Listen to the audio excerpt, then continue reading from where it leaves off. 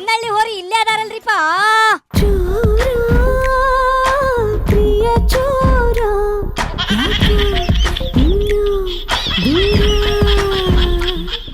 ಏನ್ರಿ ರೇಣುಕಾಚಾರ್ಯ ಅವರೇ, ಎಲ್ಲಿ ಹೋಗಿದ್ದೀರಿಪ್ಪ? ಇವತ್ತು ಪತ್ತೆ ಆಗಿರಲ್ರಿಪ್ಪ, ಏನ್ ಸಮಾಚಾರ? ನಾವು ಇವತ್ತು ಬೇರೆ ವಿಚಾರ ಪ್ರಶ್ನೆ ಮಾಡ್ಬೇಕಂತ ಯೋಚನೆ ಮಾಡಿದ್ವಿ. ಹೌದ್ರಾ? ಯಾವ್ದ್ರ ಬಗ್ಗೆ ಮಾತಾಡ್ಬೇಕಂತ ಮಾಡಿದ್ರಿ? ನಮ್ಮ ವನಾಯ ಸಂಬಂಧಪಟ್ಟಂತೆ.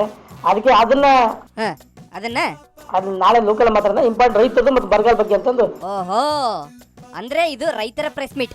ಸರಿ, ಮುಂದುವರ್ಸ್ರಿ. ನಾವು ಸನ್ಮಾನ್ಯ ಸಿದ್ದರಾಮಯ್ಯನವರಿಗೆ ಏನು ಅವಾಜ್ ಹಾಕ್ತೀರಾ? ಮಾಧ್ಯಮ ಸ್ನೇಹಿತರ ಮುಖಾಂತರ ಪ್ರಶ್ನೆ ಕೇಳಕ್ಕೆ ಇಚ್ಛೆ ಪಡ್ತೀನಿ. ಏನ್ರಿಪ್ಪ ಸಿದ್ದಣ್ಣ ಅವರೇ, ರೇಣುಕಾಚಾರ್ಯ ಅವ್ರ ಏನೋ ಪ್ರಶ್ನೆ ಕೇಳ್ತಾರಂತ ನಿಮ್ಗೆ? ಕೇಳಿ ಬಿಡ್ರಿ ಸಿದ್ದಣ್ಣ, ಅದೇನ್ ಕೇಳ್ತಾರ ನೋಡೋಣ. ಕೇಳ್ರಿಪ್ಪ ನೀವು.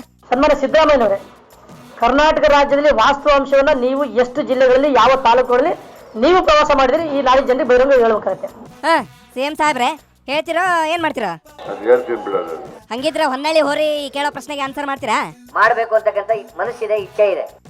ಈಗ ವೆರಿ ಗುಡ್ ಸಿಎಂ ನೀವು. ರೇಣುಕಣ್ಣ, ನೀವ್ ಕೇಳ್ರಿಪ್ಪ, ಅದೇನ್ ಕೇಳ್ತೀರಿ ಕೇಳ್ರಿ. ಸರ್ಕಾರ ಬಂದಾಗಿಂದ ಇದುವರೆಗೂ ಟೇಕಪ್ ಆಗಲಿಲ್ಲ. ಕೇಳಿಸ್ಕೊಂಡ್ರೇನ್ರಿ ಸಿದ್ದಣ್ಣ?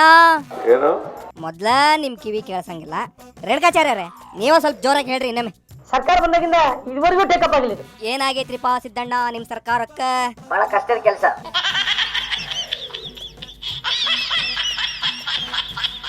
ಸರ್ಕಾರ ಬದುಕಿದೆಯೋ ಸತ್ತಿದೆ ಅಂತ. ಹೋಗೋ ಇವನಪ್ಪನ. ಜೋರಾಗಿ ಕೇಳ್ರಿಪ್ಪ ರೇಣುಕಾಚಾರ್ಯ ಅವ್ರೆ. ಸರ್ಕಾರ ಬದುಕಿದೆಯೋ ಸತ್ತಿದೆ ಅಂತ.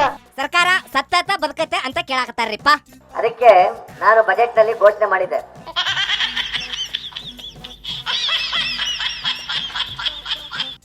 ರೇಣುಕಣ್ಣ, ಸರ್ಕಾರ ಅವ್ರ ಕೈಯಾಗಿಲ್ಲಂತ ಬಜೆಟ್ ಅಲ್ಲಿ ಅವರು ಹೇಳಿ ಆಗೈತಂತ. ನೀವು ಮುಂದಿನ ಪ್ರಶ್ನೆ ಕೇಳ್ರಿ. ಇವತ್ತೇನಿರೋ ಪಾನ್ ಮಸಾಲವನ್ನ ಇದಕ್ಕೆ ಬ್ಯಾನ್ ಮಾಡ್ತೀವಿ ಅಂತ ಎಚ್ಚರಿಕೆ ಕೊಟ್ಟಾರೆ. ಹೌದೇನ್ರಿಪ್ಪ ಸಿದ್ದಣ್ಣ? ಹೌದಂತ ನೋಡ್ರಿಪ್ಪ. ನಾನು ಸನ್ಮಾನ್ಯ ಈ ಯುಟಿ ಖಾದರ್ ಹೇಳಕ್ ಇಚ್ಛೆ ಪಡ್ತೀನಿ. ಹೇಳ್ರಿ. ಇದನ್ನೇನು ಪಾನ್ ಮಸಾಲ ಬ್ಯಾನ್ ಮಾಡ್ಕೊಂಡ್ರೆ ರಕ್ತ ಕ್ರಾಂತಿ ಆಗುತ್ತೆ ಅಂತ ಎಚ್ಚರಿಕೆ ಕೊಡ್ತಾ ಇದ್ದೀನಿ. ನಾನು ಹುಷಾರಂತ ಹೇಳ್ತಾ ಇದೀನಿ. ಏನ್ರಿ ಸಿದ್ದಣ್ಣ, ಏನ್ರಿಪ್ಪ ಇದು ಹಿಂಗ್ ಹೇಳ್ತಾರ ಅವರು? ಮುಂದಿನ ವಾರ ಪ್ರಳಯ ಆಕತ್ತಂತ. ಪ್ರಳಯ ಏನು? ರೇಣುಕಣ್ಣ, ಯಾಕೆ ತಲೆ ತಿಂತೀರಿಪ್ಪ ನಂದಿಬ್ರು ಸೇರ್ಕೊಂಡು? ನೀವ ಜೋರಾಗಿ ಕೇಳ್ರಿಪ್ಪ, ಅವ್ರ ಕಿವಿ ಕೇಳಲ್ಲ ಅಂತ ಗೊತ್ತೈತಿಲ್ಲ ನಿಮ್ಗೆ. ಕೇಳ್ರಿಪ್ಪ ಜೋರಾಗಿ. ರಕ್ತ ಕ್ರಾಂತಿ ಆಗುತ್ತೆ ಅಂತ ಎಚ್ಚರಿಕೆ ಕೊಡ್ತಾ ಇದ್ದೀನಿ. ನಾನು ಹುಷಾರಂತ ಹೇಳ್ತಾ ಇದೀನಿ. ಏನ್ ಹೇಳ್ತಾ ಇದಾರೆ ಅವರು?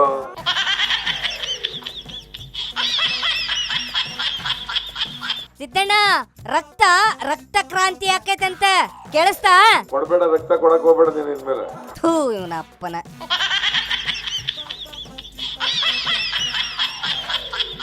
ರಕ್ತ ಕೊಡೋದಲ್ರಿಪ್ಪ, ರಕ್ತ ಕ್ರಾಂತಿ ಆಕತ್ತಂತ.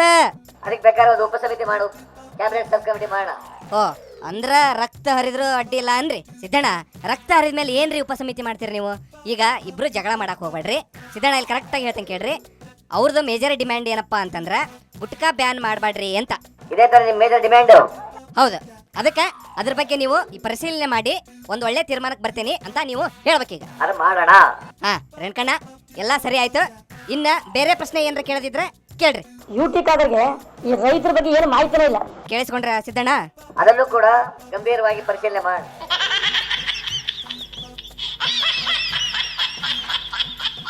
ಆಯ್ತ್ರಿ ಸಿದ್ದಣ್ಣ, ಇಲ್ಲಿವರೆಗೂ ರೇಣುಕಣ್ಣ ಕೇಳಿದ ಎಲ್ಲಾ ಪ್ರಶ್ನೆಗಳನ್ನ ನೀವು ಗಂಭೀರವಾಗಿ ತಗೋಬೇಕು, ಆಯ್ತಾ?